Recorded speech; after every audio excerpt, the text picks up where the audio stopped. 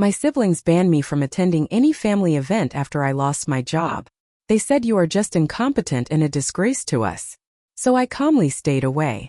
Years later when my dad died, they needed me. So I made sure they regretted all they did. Hello. Thank you for your continuous support. This means a lot to us. If you enjoy the stories we share, kindly subscribe to this channel. It would be great if you can also comment on which city you are watching from. We might just give you a shout out in our next story.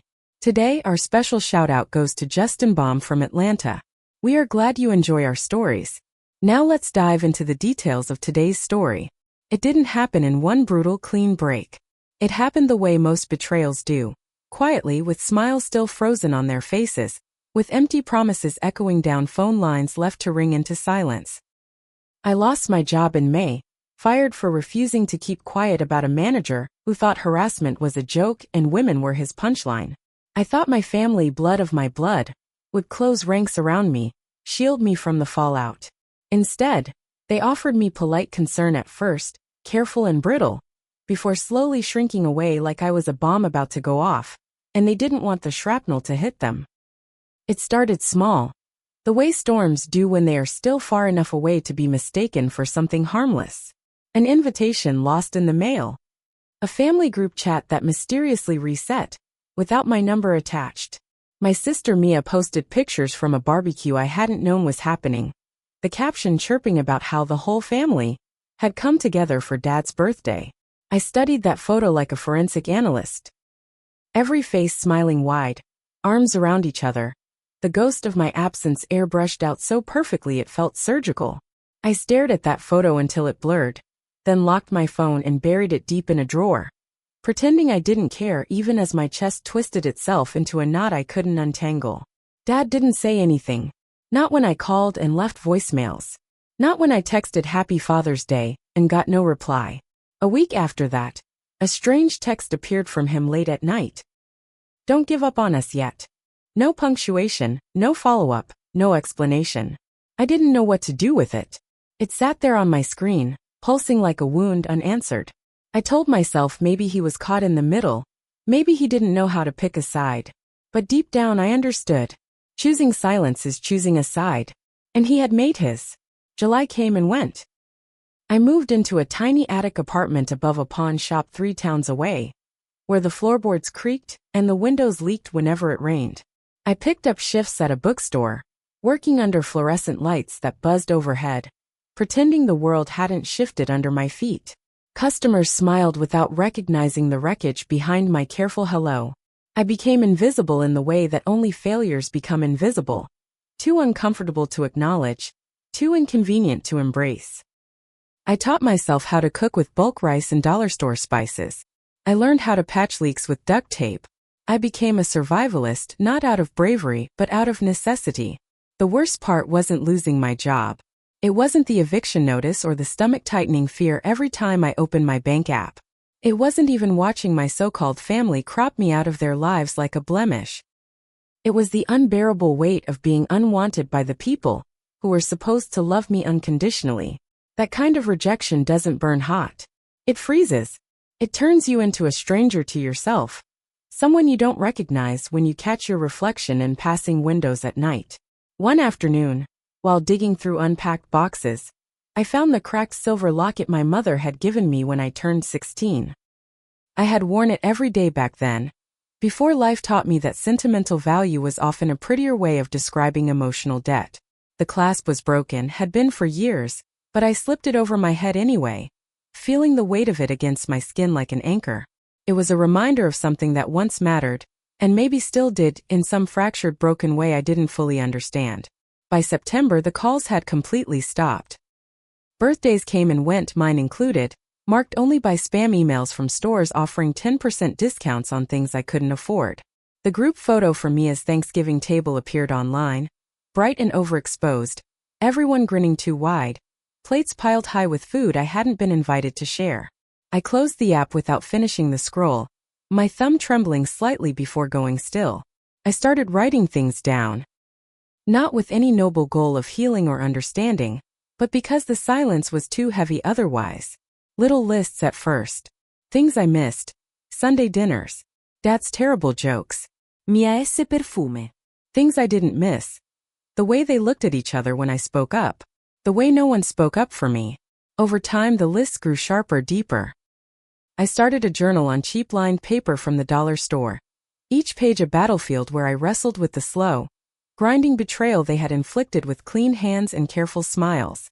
And still I didn't confront them. Not once. No angry phone calls. No explosive emails. I didn't scream into the void demanding answers they didn't have the courage to give. Instead, I chose absence, the only language they had ever really taught me to speak. I let the silence grow between us like thick vines, choking out any chance of easy reconciliation. Then winter came, and with it the first whisper of change. I received a letter addressed in my father's handwriting, postmarked 2 months earlier.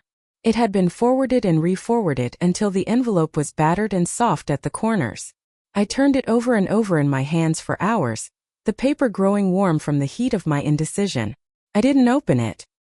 I tucked it into a drawer with the cracked locket and the journal, a tiny graveyard of things I wasn't ready to exhume. If the letter held an apology, it was too late. If it held excuses, I didn't want them. Some words, once delayed, brought on arrival. By the time Christmas lights blinked hollowly in windows I passed on late-night walks, I had made peace with my absence. I had become a ghost in the lives of people who no longer deserved to hold my name in their mouths.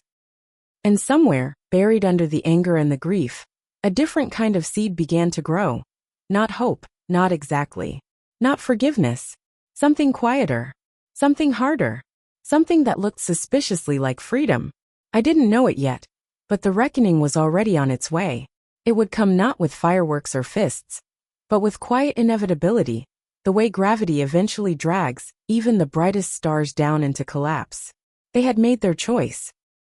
They had built their house without me, and when the walls started to fall, they would realize too late that the foundation they abandoned was the only thing strong enough to save them. The trick wasn't just surviving. It was surviving without witnesses. There's no applause for endurance when no one knows you're still standing. No medals pinned to your chest for choosing to stay alive when staying would have been easier. I learned quickly that the life I would build couldn't depend on anyone looking. It had to be quiet, small, almost invisible at first. Something stitched together out of the discarded scraps my old world had left behind. There was no one to impress now. No one to congratulate me. Only the slow, stubborn work of carving a future from the wreckage. I found work where I could. Nights shelving books at a second-hand store where the owners didn't care about resumes or references. Only that I showed up on time and didn't steal. Days cleaning rental cottages left empty during the off-season. Scrubbing the ghostly fingerprints of happier families off glass and tile. I kept my head down. I learned the routines of survival. How to stretch a paycheck until it whimpered. How to layer clothes against the creeping chill of an apartment with a broken heater. How to accept that some meals would be nothing more than crackers and black coffee. Pride had no place here. Only perseverance did. Little by little, something unfamiliar began to grow in the hollow spaces they'd left behind. Not bitterness. Not yet. Something tougher. Something more dangerous. A grim kind of independence that asked for nothing and gave less in return. I stopped checking their social media. Stopped Googling family events I hadn't been invited to. Stopped imagining the awkward conversations they must have had when someone noticed my absence. I let them forget me completely. I was done haunting doorways where I wasn't welcome. Still, there were moments. Sharp, aching moments when the old loneliness stabbed clean through the armor I had so carefully built. Walking past a mother and daughter laughing in a grocery store aisle. Seeing a group of siblings bickering good-naturedly outside a movie theater. It wasn't envy exactly. It was grief. Raw and endless, no matter how many times I tried to tell myself it didn't matter anymore. I carried that grief like a secret, tucked between my ribs where no one could reach it. I stopped expecting it to go away. Instead, I learned to move around it. The cracked silver locket became a ritual. Each morning, before heading out into the battered gray of my life, I would fasten it around my neck, feeling the slight weight of it settle against my skin. It wasn't sentimentality that kept it there. It was defiance. Proof that some things, some parts of me, still had roots too deep for their indifference to dig up. I made new rituals too. I started keeping a second notebook, separate from the rage-stained journal buried in my drawer. In this one I wrote different lists. Not of losses but of small victories. Paid the electric bill on time. Learned how to patch jeans with iron-on tape. Made it through a whole shift without panicking when someone raised their voice. They were stupid, tiny things. But they were mine. No one could take them away. Winter bled into spring, the thaw slow and mean. I moved into a slightly better apartment. Still small, still creaky, but with windows that actually closed and a stove that didn't set off the smoke detector every time I tried to boil water. I bought a plant, a stubborn little cactus that thrived on neglect. I named it Gracie. She sat on my kitchen windowsill, like a small green middle finger to the world that had written me off. One night, while cleaning under the bed, I found the envelope again. The one with Dad's handwriting still unopened, edges curling slightly from months of abandonment. I sat there on the floor, back pressed against the chipped wooden frame, staring at it until my hands ached from gripping it too tightly. I wanted to open it. God, I wanted to. But something inside me, something deeper than anger, deeper than grief, told me not yet. Not until I was sure that whatever was written inside couldn't break me anymore. The idea that they might still think of me crept in sometimes, uninvited and unwelcome. Maybe they told themselves stories to make it easier. Maybe they painted me as difficult, as selfish, as unstable. Anything to avoid facing their own cowardice. Maybe they toasted each other at holidays, congratulating themselves for setting boundaries, for not enabling failure. The stories people tell themselves to sleep at night are often the most grotesque. I didn't hate them for it. I just refused to be a character in their fiction anymore. I wondered sometimes what they would do if they could see me now. Hair pulled back, work boots scuffed and worn, hands calloused from scrubbing floors and lifting heavy boxes. I wondered if they would recognize me at all, or if the version of me they had frozen in their memories, the black sheep, the cautionary tale, had become too useful to ever allow the truth to intrude. The truth that I had built something they never could. A life not dependent on being seen, validated, or accepted. Then, one rainy morning in late May, the call came. I almost didn't answer. The number was local but unfamiliar, the kind of call that usually meant a scam or a wrong number. But something, instinct, fate, cruel irony, made me swipe to accept. It was Mia. Her voice cracked immediately. No preamble, no bright, fake small talk. "It's Dad," she said. He's gone. Heart attack. It was fast. He's gone." The world tilted sideways for a second, not from grief, not yet, but from the weight of too many unspoken things collapsing at once. "There's something else," she said after a beat. "The will. There's a clause. We need you. You have to be there or..." Her voice broke off, and for once she didn't try to polish the truth. They couldn't move forward without me. The girl they erased. The sister they abandoned. The daughter who wasn't worth fighting for. I thanked her politely. I hung up. And then I sat there, breathing evenly, feeling the first stirrings of something fierce and cold take root inside my chest. They needed me now. And I was going to make sure they remembered exactly what it cost to lose me. I didn't rush. Let them sweat. Let them replay every conversation, every decision that carved me out of their lives like a tumor they were too cowardly to face. I moved slowly, deliberately, the way a surgeon moves when the damage is already done and all that's left is to expose the rot. The day after Mia's call, I sat at my scratched kitchen table, turning a chipped coffee mug between my palms, feeling the weight of the decision settle in my bones. I could have ignored them. I could have vanished fully, let them drown in the consequences they so carefully built. But then I remembered something. Survival was mine. Revenge? Revenge was optional. And this wasn't about rage. This was about reclaiming the weight of my existence, about forcing them to finally, irrevocably see what they had thrown away. The terms I set weren't shouted, weren't scrawled in angry texts. They were delivered in one cool, dispassionate email. Subject line blank, body terse and sharp. I would attend the will execution. I would fulfill the legal requirement. But there would be no dinners, no staged family reunions for the sake of appearance.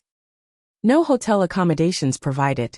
No photo ops in front of Dad's casket. I would stay separately. I would speak only when necessary. I would be a ghost walking among them, untouchable, undeniable. I clicked send with a calm hand, and watched the message disappear like a stone dropped into still water, knowing the ripples would come. They tried, of course. The desperate calls started almost immediately. Mia, first, leaving voicemails thick with false brightness. We're just so glad you're coming. Dad would want us to pull together now more than ever. As if his death had rewritten history, had somehow erased the years they spent cutting me out like a malignancy. Then David, my eldest brother, who had perfected the art of making guilt sound like concern. We're family. Blood's thicker than whatever happened back then. Let's not drag old grudges into this. I let each call go to voicemail. I let each voicemail rot in the inbox unopened. I owed them nothing. Not explanations, not assurances, not absolution. I booked a cheap room at a roadside motel 2 towns over. A place so far from glamour that even the neon sign buzzed half dead. It was perfect. Suited the work ahead. I packed lightly. 2 sets of clothes, a battered leather-bound notebook, the silver locket, and finally, the still unopened letter from my father. I tucked it into my duffel without looking at it too long. Its weight was familiar now, almost a comfort, like an old wound you've grown used to carrying. The drive back was a surreal corridor through time. Familiar landmarks blurred past. The crumbling diner where we used to fight over pancakes. The sagging high school bleachers where I once sat cheering for a team that never noticed me. I felt nothing. Not nostalgia. Not sorrow. Just a clean, hollow space where their power over me used to live. When I arrived at the lawyer's office, the air inside was heavy with too much cologne, and not enough sincerity. The receptionist barely glanced up as I signed in, my pen scratching across the paper with a finality that almost made me smile. I caught sight of Mia and David through the frosted glass of the conference room. David pacing, Mia perched stiffly on the edge of a chair, twisting a tissue into tatters. Their tension vibrated through the air, thick enough to choke on. Good. When the door opened and I stepped inside, all conversation halted. Heads turned. Faces froze. For a moment the room held its breath, as if my presence alone cracked the carefully constructed facade they had built in my absence. I didn't smile. I didn't nod. I took my seat at the long mahogany table with the cold, calm ease of a soldier reporting for duty.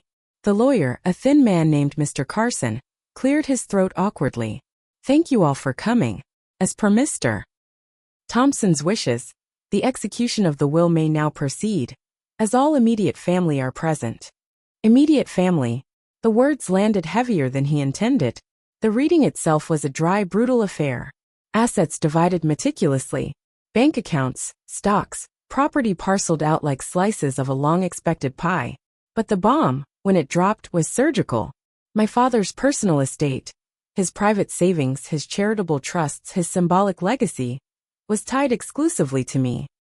To my daughter, the one who stood alone when standing was hardest, Carson read, his voice faltering slightly. To her, I leave the stewardship of my personal legacy. Not because she is perfect, but because she is honest, and because she chose silence over spectacle when spectacle would have been easier. Mia's face crumpled like paper left too long in the rain.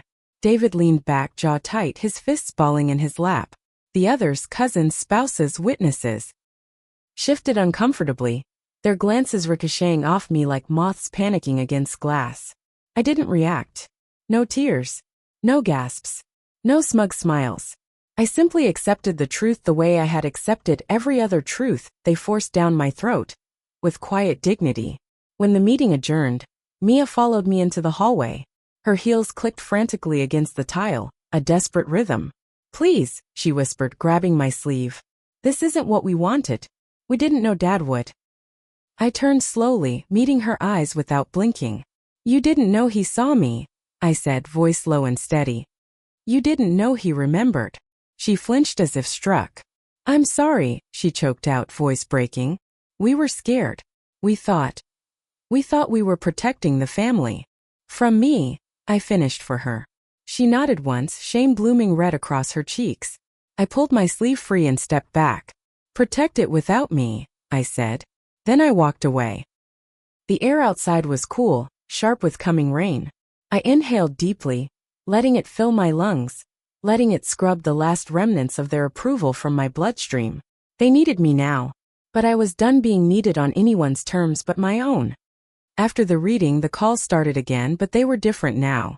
Gone was the careful politeness, the forced cheerfulness meant to lure me back into their orbit. What came instead was desperation. Raw and clumsy, stitched together with frantic apologies and half-truths they barely seemed to believe themselves. I didn't answer. I didn't block them either. Let them pour their regret into empty space. Let them choke on their own echoes. I wasn't angry. I wasn't vindictive. I had simply become immune to the currency they once used to buy my loyalty. Guilt, obligation, nostalgia. Those debts had been paid in full the day I chose to walk away. Mia sent a long text 2 days later, trying to couch her fear inside pretty words. We can work this out. Maybe you could oversee the trusts but involve all of us in decisions? You know, like Dad would have wanted?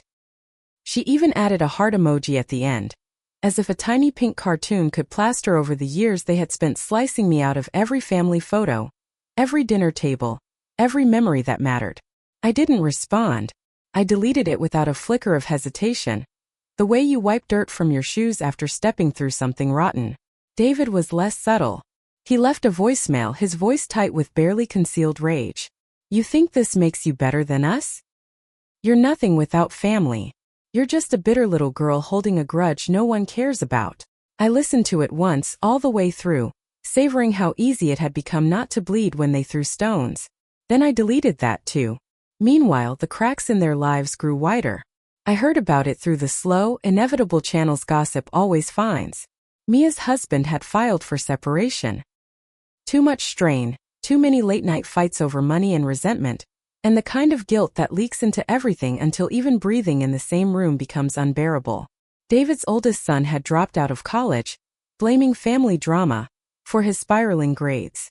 Their reputations, once polished to a high, gleaming shine, were starting to dull under the relentless rub of their own failures. And through it all, my name kept rising in the town's whispered conversations.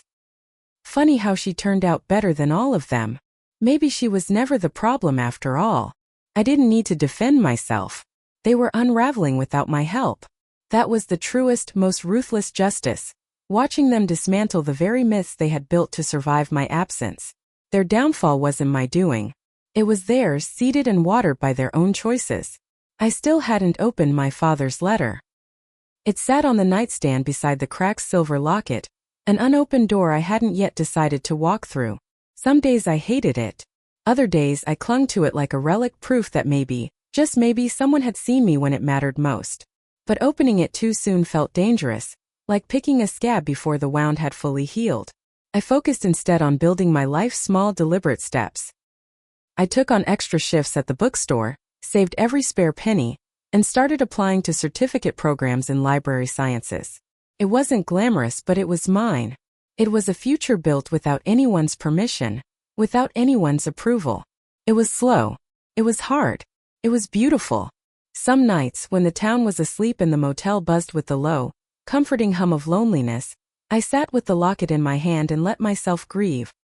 Not for them, not for what was lost, but for the version of myself that had once begged for their love like it was air. I mourned her properly, fully, the way you mourn someone who deserved better. Then carefully I tucked her away, like pressing a photograph into a book you know you will never open again. One morning, standing outside the small community library where I had just interviewed for a part-time position, I realized something. I didn't hate them anymore. I didn't love them either. They were background noise, static, distant weather over an ocean I would never cross again. The final reckoning wasn't dramatic. It wasn't explosive. It was quiet and clean. The way frost kills, creeping in silence, leaving everything brittle and beautiful in its wake. They reached out less and less as time passed, each unanswered call a nail sealing the coffin of what we once pretended to have. The last message Mia sent me simply said, "I hope you're happy. I really do." I didn't reply. She didn't need my forgiveness to live with what she had done. She needed to live with herself. And me? I had bigger things to build. I waited until the first heavy rains of autumn before I opened the letter. It felt right somehow, letting the sky weep while I stayed dry inside, anchored against the kind of sadness that used to wash me away. I sat at the scarred kitchen table, the cracked silver locket resting beside me like an old, faithful sentinel. My hands didn't shake as I slit the envelope open. I had shed the girl who would have trembled at this months ago. I wasn't braced for miracles. I wasn't hoping for anything. I was simply ready to face what had been waiting for me all along. The paper inside was thin, the ink slightly smudged, as if he had written it in a hurry, or with hands not as steady as they once were. His handwriting was still unmistakable.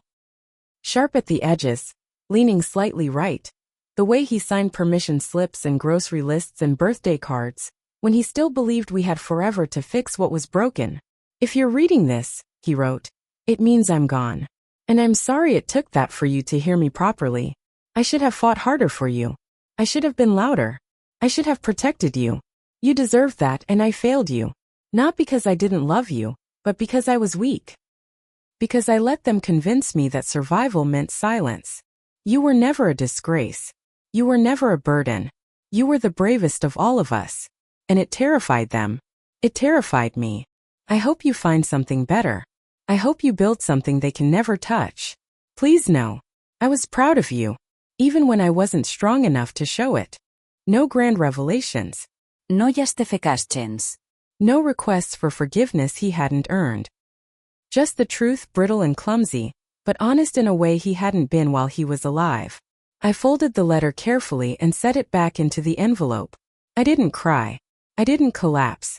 I simply sat there, breathing, feeling the weight of words long overdue finally settle into something solid instead of something hollow. It didn't fix everything. It didn't rewind the clock. But it filled a small, crucial space inside me that had been carved out and left gaping for too long. A few days later, I drove out to the cemetery alone. No one knew I was coming. No one was waiting. I liked it that way. The wind whipped around me as I climbed the small hill where his stone stood, simple and gray, the grass still freshly scarred from where they had lowered him into the earth. I didn't bring flowers. I didn't bring offerings. I brought the locket, the letter, and the quiet, furious dignity they had tried so hard to kill in me. I knelt in the cold grass and pressed the cracked silver locket into the dirt at the base of the stone. I buried it there with my own hands, fingers pushing into the earth until my nails ached and the locket was swallowed completely, leaving no trace. It wasn't an act of mourning. It was an act of emancipation. "You can have the past," I whispered. "I'm keeping the future." I stood and let the wind strip the last remnants of them from my skin, carrying it out across the empty fields where it could rot in peace. When I left, I didn't look back. Not once. The drive back to my little town felt different this time. Lighter. Cleaner. I wasn't escaping anything. I wasn't running. I was moving forward, and there's a kind of holiness in that. A small, fierce sanctity that belongs only to those who have been buried alive and clawed their way back to sunlight with bloodied fingers. I took a new job at the library, small steady mine. The regulars learned my name. The children started calling me Miss Thompson, shyly at first, then with boldness once they realized I would always be there, reliable and real. I rented a tiny cottage with a sloping roof and a garden strangled with weeds I planned to tame in the spring. I adopted a cat from the shelter, a mean, scrappy thing with one torn ear who chose me the second I walked in the door. I named her Frankie, after the stubbornness she radiated. And somewhere in the quiet hours between reshelving returned books and planting my first timid vegetables, I realized something. I was not broken. I was not abandoned. I was not less because they chose to look away. I was whole. I was better. I was free. They would continue their lives, tangled in each other's regrets and recriminations, bound forever by the choices they made when they thought I was disposable. They would tell themselves stories about me, angry, pitiful revisionist. I would be the villain in some versions, the tragedy in others. It didn't matter. They didn't own my name anymore. They didn't own my story. I did. And I was just getting started. If this story resonated with you, if you've ever had to rebuild yourself after being abandoned, I invite you to share your thoughts in the comments. Your voice matters here. And if you believe in stories of strength, survival, and silent victories, consider subscribing. Until next time, protect your peace. See you soon in our next story.